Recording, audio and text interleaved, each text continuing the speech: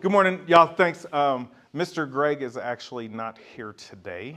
He will be back next Monday for all of you, though, before Connectivity 2023. So he'll be in next Monday. He's not in this Monday, so I am taking over for him. Let's talk mortgages. Just kidding. Just kidding. I am not, I did mortgages way back in the early 2000s, so I'm a little outdated when it comes to that, but I do want to take this time to talk to you all about the language that you use in your contracts when you're doing repairs or not doing repairs when you're trying to do concessions. So put a property under contract, right? You go under contract, you have it. Yes, ma'am. Oh, we got somebody joining? Oh, perfect. Welcome. Don't be shy.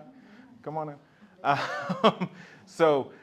You're going through inspections, your inspection's complete, and instead of doing the repairs on the house, you want concessions, right?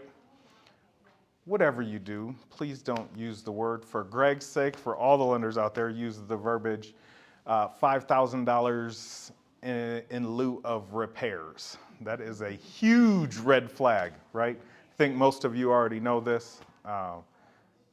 Miss Amanada, of course you have a question. Go ahead. Why not? Because then the underwriter sees it and they go, well, what repairs were needed? Then they're going to go through and they want to see the inspection report now. And then they're going to go, nope, these repairs need to be completed. It happens about 95% of the time that way, if they don't just flat out just kick it back to you, right? So in lieu of repairs is bad language to use in it. I will say, you still, almost in all instances, do want to get concessions as opposed to having the seller repair the property. The seller and buyer are always at odds. The seller wants to get it done as cheaply as possible, and the buyer wants it done as good as possible, right? One of my strategies that I use is actually having somebody bid the repair so that you have repair bids here. You can always have your contractor push those bids up to say, oh, it's going to cost $6,000 or $7,000 to get this, when your target is $3,000 to $4,000, and then you go, hey, I'll just split it with you. How about the buyer and seller split the difference? Give us $3,500 in concessions. How's that sound? Usually that works pretty good for me. From people that I've told to use that tactic, it has worked well. Does that make sense?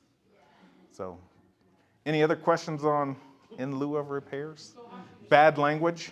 So how should you say it? Seller agrees to contribute $5,000 towards buyer closing costs. Period. End of story. Nobody needs to know who, what, when, where, or why it's being done. Do it on a regular amendment form as well. Not necessarily on the amendment to address concerns. What are you concerned about? So you can just use a regular amendment form for that. Any other questions?